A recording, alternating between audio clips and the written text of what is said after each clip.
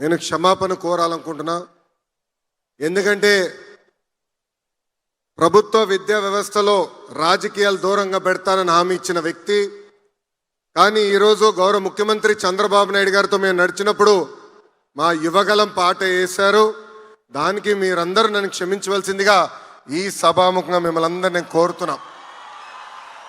వేదికమైన గౌరవ రాష్ట్ర ముఖ్యమంత్రి చంద్రబాబు నాయుడు గారికి, బీజేపీ రాష్ట్ర అధ్యక్షులు మాధవ్ గారికి, ఇక్కడికి రాలేకపోయినా అనారోగ్యం కారణం వల్ల రాలేకపోయినా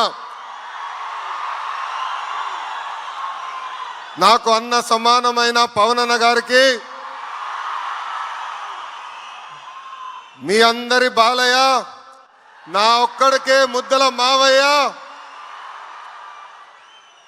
గౌరవ బాలయ్య బాబు గారికి, ఈ సమావేశానికి విచ్చేసిన మంత్రులకు, ఎమ్మెల్యేలకు, అదేవిధంగా మెగా డిఎస్సిలో షైనింగ్ స్టార్స్ అందరికీ పేరు పేరున నా హృదయపూర్వక నమస్కారాలు.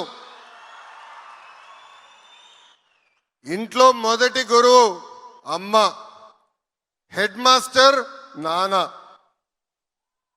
కానీ బడిలో గురువులు అమ్మ నాన్న అంత సమానం. అమ్మ నాన్న తర్వాత ఎక్కువ సమయం పిల్లలు ఉండేది గురువుల దగ్గర. ప్రపంచంలో ఒక గొప్ప ఆస్తి ఉంది. ఆ ఆస్తి ఎవరు మన దగ్గర నుంచి తీసుకెళ్ళలేరు, దాంట్లో వాటా అడగలేరు, లేదంటే దొంగలు ఇంట్లో పడి ఆ ఆస్తిని దోచుకోలేరు. ఆ ఆస్తి ఏంటి? ఆ ఆస్తి ఏంటి? విద్య. అలా పవిత్రమైన ఆస్తి పిల్లలకి అందించబోయే ఇక్కడ గురువులందరికీ పేరు పేరున నా హృదయపూర్వక నమస్కారాలు. ఒక గురువుకి తక్కిన గొప్ప గౌరవం గురించి ఒక్కసారి చెప్పాలి. కరెక్ట్గా అక్టోబర్ 3, 1996లో ఆనాటి రాష్ట్రపతి శంకర్ దయాళ్ శర్మ గారు ఒమాన్కి వెళ్ళారు. మస్కట్ ఎయిర్పోర్ట్లో ఆయన విమానం ల్యాండ్ అవుతున్న సమయంలో అక్కడ ఒమాన్ రాజు కబూస్ బిన్ సాయద్ గారు ఏకంగా కార్ వేసుకుని ఎయిర్పోర్ట్కి వెళ్ళారు.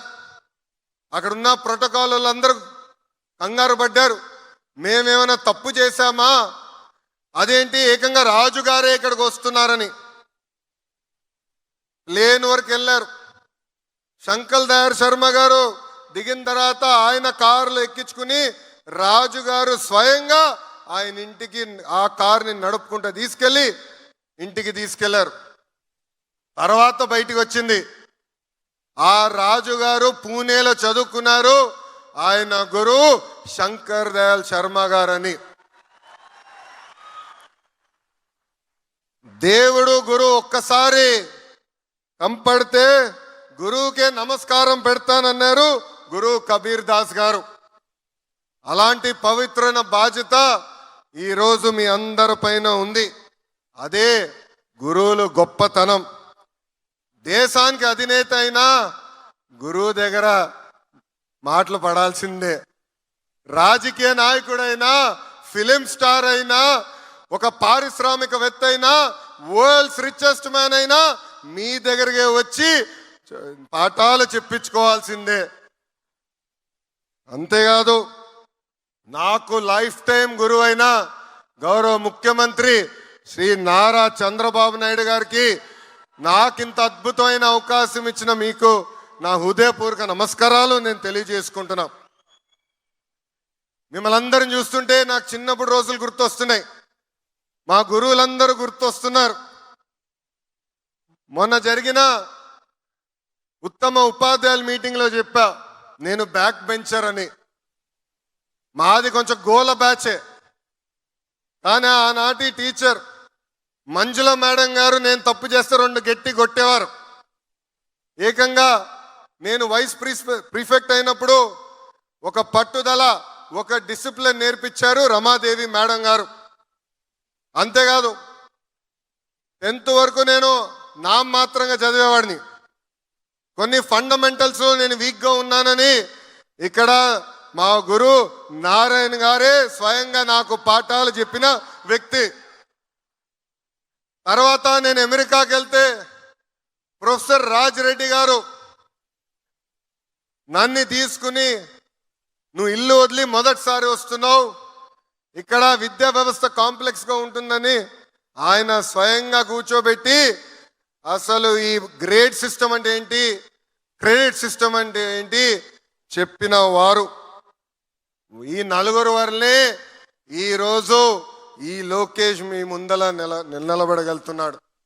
వాళ్ళు నాకు నేర్పిన క్రమశిక్షణ, వాళ్ళు నాకు నేర్పిన పట్టుదలనే ఈరోజు నన్ను ఇంత స్థాయికి తీసుకొచ్చింది. యువగల పాదయాత్రలో నిరుద్యోగ యువకుల్ని కలిశాను. మీరందరూ నన్ను కోరింది ఒకటే, గడిచిన 5 సంవత్సరాలు ఒక్క డిఎస్సి జరగలేదు, మెగా డిఎస్సి ఏర్పాటు చేసి ఉపాధ్యాయులుగా మమ్మల్ని నియమించమని మిమ్మల్ని అందరూ నన్ను కోరారు. ఆనాడు చెప్పా, ఓపిక పట్టండి, కూటమి ప్రభుత్వ అధికారంలోకి వస్తుంది, తొలి సంతకం చంద్రబాబు నాయుడు గారు మెగా డిఎస్సి మీద పెడతారని. చాలా మంది అన్నారు ఈ మెగా డిఎస్సి అవుతుందా, ఈ మెగా డిఎస్సిని మేము ఆపి చూపిస్తామని. వాళ్ళకి ఒక్క విషయం అర్థం అవట్లా.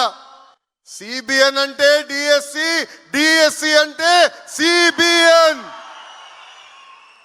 ఆంధ్ర రాష్ట్రంలో 17 డిఎస్సీలు జరిగితే దాంట్లో 14 డిఎస్సీలు ఏకంగా తెలుగుదేశం పార్టీ అధికారంలో ఉన్నప్పుడు నిర్వహించాం. సుమారుగా 2 లక్షల మంది ఉపాధ్యాయులు తెలుగుదేశం పార్టీ అధికారంలో ఉన్నప్పుడు నియమిస్తాం జరిగింది. మన ఉత్తమ ఉపాధ్యాయుల మీటింగ్కి వెళ్తే అక్కడ గౌరవ ముఖ్యమంత్రి గారు అడిగారు, తెలుగుదేశం పార్టీ హయాంలో ఉపాధ్యాయులుగా నియమైన వాళ్ళని అందరినీ నుంచోమంటే 99% మంది ఆనాడు నుంచునే పరిస్థితి. ఒక్కసారి అందరు ఆలోచించాలి. 16,000 పోస్టులతో డిఎస్సి, ఎస్సీ సబ్ క్లాసిఫికేషన్ జరిగింది, మొదటిసారి మేము ఇంప్లిమెంట్ చేశాం. Vertical horizontal reservation, sports quota, physical handicap quota, ఇట్లా అన్ని పరిగణలో తీసుకుని మేము ఏర్పాటు చేశాం. గడిచిన అన్ని నోటిఫికేషన్లు మేము తీసుకున్నాం, కోర్టులో పడిన అన్ని కేసులు తీసుకున్నాం.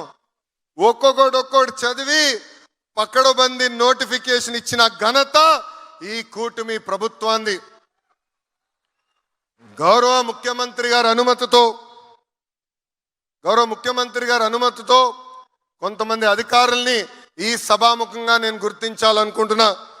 మొదటిది గౌరవ సెక్రటరీ ఫర్ ఎడ్యుకేషన్ కోన శశిధర్ గారు, రెండోది కమిషనర్ స్కూల్ ఎడ్యుకేషన్ విజయరామరాజు గారు, మూడోది ఎస్పీడి సర్వశిక్ష అభియాన్ శ్రీనివాస్ గారు, నాలుగోది ఆకుల రమణ గారు.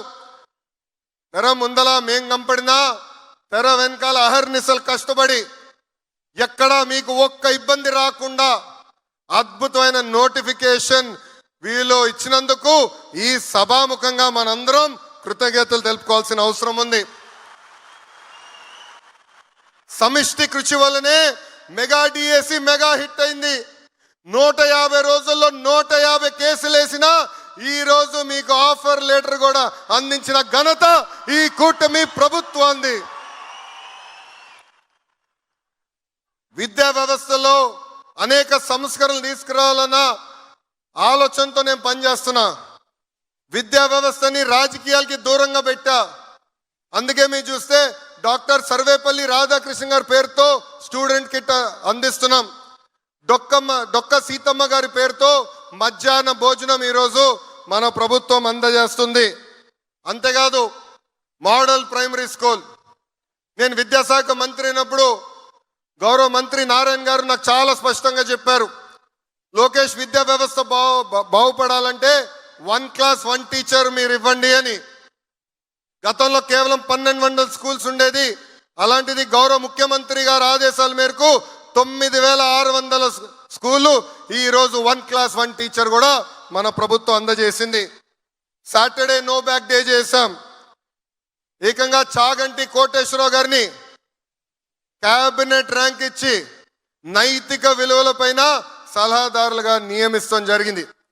ఈ సభాముఖంగా చాగంటి కోటేశ్వరరావు గారిని నేను అభినందించాలనుకుంటున్నా.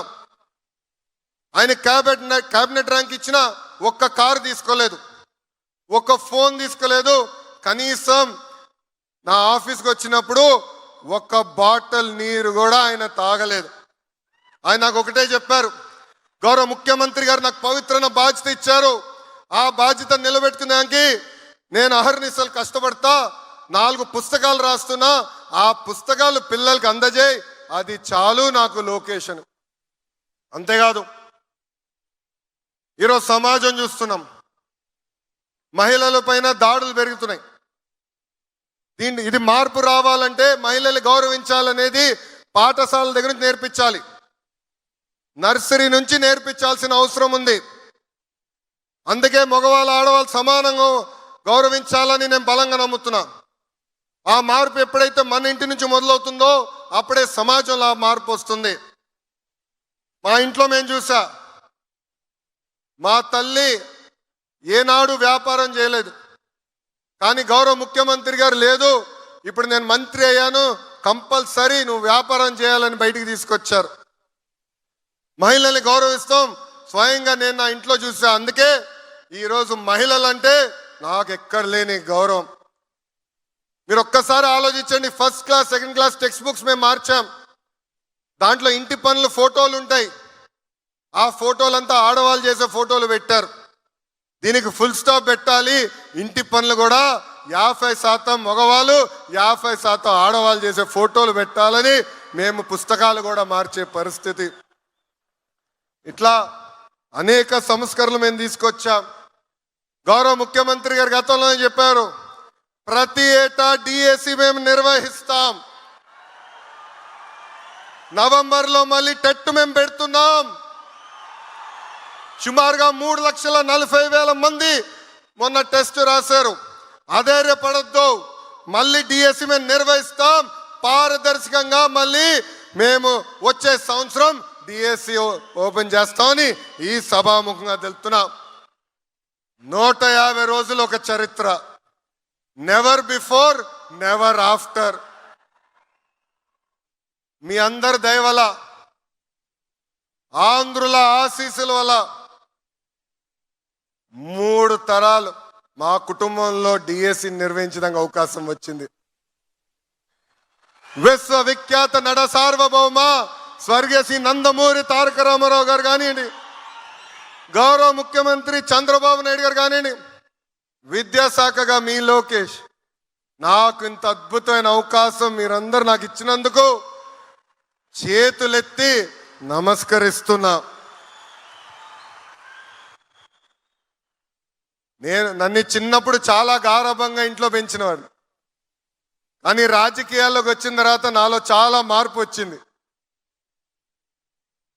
2019 ఎన్నికల్లో గౌరవ ముఖ్యమంత్రి గారు అన్నారు, నువ్వు ఎక్కడ పోటీ చేస్తావంటే మంగళగిరిలో పోటీ చేస్తా అన్నా. ఆయన అన్నాడు, ఎందుకు, ఎప్పుడు గెలవని నియోజకవర్గం కదా అని. అందుకే నేను పోటీ చేస్తాను సార్ అన్న. ఓడిపోయా. నా వల్ల గౌరవ ముఖ్యమంత్రి గారు అనేక అవమానాలు ఎదుర్కొన్నారు, కానీ ఒక పట్టుదలతో ఒక కసితో నేను పనిచేసి తిరిగి అక్కడనే నేను గెలిచా. ఇది మీ అందరికి ఎందుకు చెప్తున్నానంటే, ఒక పట్టుదల, ఒక కమిట్మెంట్తో పనిచేయాలి. విద్యా వ్యవస్థలో మనం మార్పు తీసుకురావాలి. ఎంతసేపు Finland, Delhi model of education కాదు, ఆంధ్ర మోడల్ ఆఫ్ ఎడ్యుకేషన్ ప్రపంచానికి మొత్తం చూపించాల్సిన బాధ్యత మనందరిపైన ఉంది. గౌరవ ముఖ్యమంత్రి గారు అడిగారు, నీకు ఏ శాఖ కావాలంటే విద్యాశాఖ ఇవ్వండి అన్న. యూనియన్లు ఉంటారు, ఉపాధ్యాయులు ఉంటారు, చాలా కఠినమైన శాఖ అంటే అందుకే ఇవ్వండి సార్, మార్పు తీసుకొచ్చి మీ దగ్గర పెట్టే బాధ్యత ఒక యువకుడిగా నేను తీసుకుంటా అన్న. అందుకే ఇక్కడున్న ఉపాధ్యాయులందరినీ కోరుతున్నా, ఇంతేకాదు లైవ్లో చూస్తున్న ఉపాధ్యాయులందరినీ కోరుతున్నా, రండి కలిసికట్టుగా పనిచేద్దాం, ప్రపంచానికి ఆంధ్ర మోడల్ ఆఫ్ ఎడ్యుకేషన్ ఏంటో చూపిద్దాం. 5 సంవత్సరాల్లో గ్యారంటీడ్ ఎఫ్ఎల్ఎన్ అందిద్దామని ఈ సభాముఖంగా మీ అందరు తెలుపుకుంటూ, ఉత్తమ ఉపాధ్యాయుల్ని గౌరవ ముఖ్యమంత్రి గారు నేను కోరుతున్నా, సార్ ఉత్తమ ఉపాధ్యాయుల్ని ఇతర దేశాలకు ఎక్స్పోజర్ విజిట్కి పంపించాలని నాలో కోరిక ఉంది. ఫిన్లాండ్, సింగపూర్ లాంటి దేశాలకు వెళ్ళి అక్కడ మెరుగైన విద్య ఎట్లా అందిస్తున్నారు, వాళ్ళ దగ్గర నుంచి మనం ఏం నేర్చుకోవచ్చు అనేది నాకు కోరిక ఉంది. మా ఉపాధ్యాయులందరూ కూడా ఆ కోరిక ఉంది. ఆ కోరిక మీరు తీరుస్తారని ఈ సభాముఖంగా గౌరవ ముఖ్యమంత్రి గారిని కోరుకుంటూ, నాకు ఇంత అద్భుతమైన అవకాశం ఇచ్చిన మీ అందరికీ పేరు పేరు నా హృదయపూర్వక ధన్యవాదాలు తెలుపుకుంటూ మీ అందరి దగ్గర నుంచి సెలవు తీసుకుంటున్నాను.